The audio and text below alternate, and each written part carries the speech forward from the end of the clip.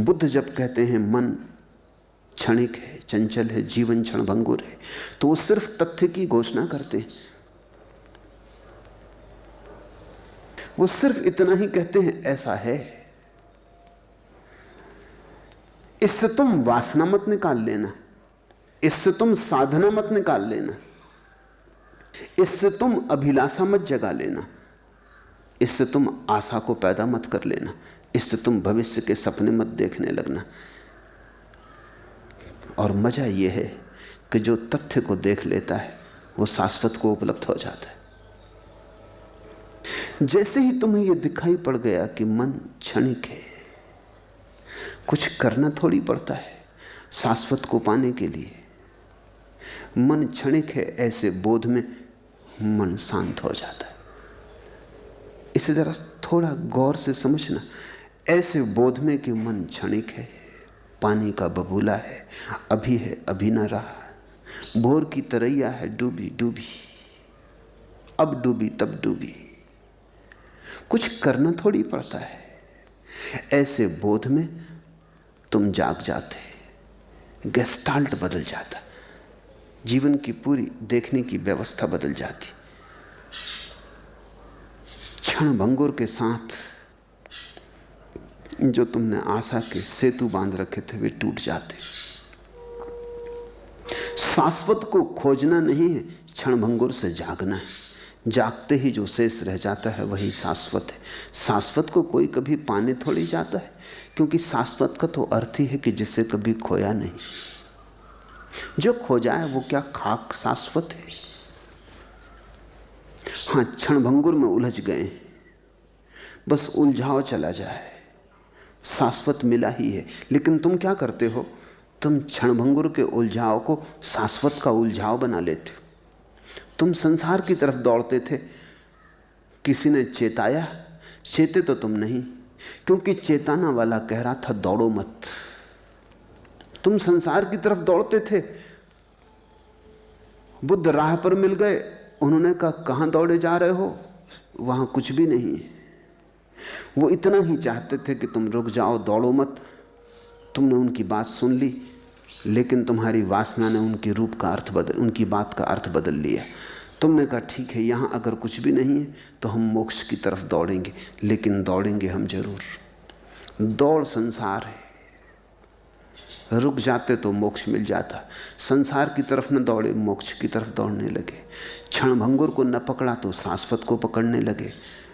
धन न खोजा तो धर्म को खोजने लगे। लेकिन खोज जारी रही, खोज के साथ तुम जारी रहे, खोज के साथ अहंकार जारी रहा, खोज के साथ तुम्हारी तंद्रा जारी रही, तुम्हारी नींद जारी रही। दिशाएं बदल गईं, पागलपन न बदला। पागल पूरब दौड़े कि पश्चिम कोई फर्क पड़ता है, पागल दक्षिण दौड़े कि उत्तर कोई फर्क पड़ता है। दौड़ है पागलपन, ये तथ्य हैं। और इसलिए ज़ेन में जो बुद्ध धर्म का सारभूत है, ऐसी उल्लेख हैं हजारों कि बुद्ध के वचन को पढ़ते पढ़ते, सुनते सुनते अनेक लोग समाधि को उपलब्ध हो गए। दूसरे धर्मों के लोग ये बात समझ नहीं पाते कि कैसे होगा, सिर्फ सुनते सुनते। बुद्ध का सर्वश्रेष्ठ शास्त्र है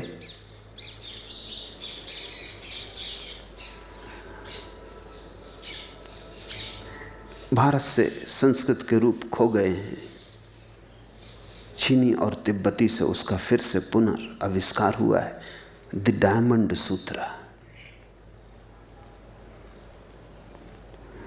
बुद्ध उस सूत्र में सैकड़ों बार ये कहते हैं कि जिसने ये इस सूत्र की 4 पंक्तियां भी समझ ली वो मुक्त हो गया। सैकड़ों बार, 1-2 बार नहीं, करीब करीब हर पृष्ठ पे कहते हैं। कभी कभी हैरानी होती है कि वो इतना क्यों इस पे जोर दे रहे हैं। बहुत बार उन्होंने उस सूत्र में कहा है, जिससे वो बोल रहे हैं, जिस भिक्षु से वो बात कर रहे हैं, उससे वो कहते हैं, सुन, गंगा के किनारे जितने रेत के कण हैं अगर प्रत्येक रेत का कण एक एक गंगा हो जाए तो उन सारी गंगाओं के किनारे कितने रेत के कण होंगे? वो भिक्षु कहता अनंत अनंत होंगे, हिसाब लगाना मुश्किल है। बुद्ध कहते हैं अगर कोई व्यक्ति उतना अनंत अनंत पुण्य करे तो कितना पुण्य होगा? वो भिक्षु कहता बहुत बहुत पुण्य होगा, उसका हिसाब तो बहुत मुश्किल है। बुद्ध कहते हैं लेकिन जो इस शास्त्र की 4 पंक्तियां समझ ले उसके पुण्य के मुकाबले कुछ भी नहीं। जो भी पढ़ेगा वो थोड़ा हैरान होगा कि 4 पंक्तियां, पूरा शास्त्र आधा घंटे में पढ़ लो, इससे बड़ा नहीं। 4 पंक्तियां जो पढ़ ले। बुद्ध क्या कह रहे हैं? बुद्ध ने एक नवीन दर्शन दिया है, वह तथ्य को देख लेने का। बुद्ध ये कह रहे हैं जो 4 पंक्तियां भी पढ़ ले, जो मैं कह रहा हूं उसके तथ्य को 4 पंक्तियों में भी देख ले, फिर कुछ करने को शेष नहीं रह जाता। बात हो गई। सत्य को सत्य की तरह देख लिया, असत्य को असत्य की तरह देख लिया, बात हो गई। फिर पूछते हो तुम क्या करें, तो मतलब हुआ कि समझे नहीं। समझ लिया तो करने को कुछ बचता नहीं है, क्योंकि करना ही ना समझी है।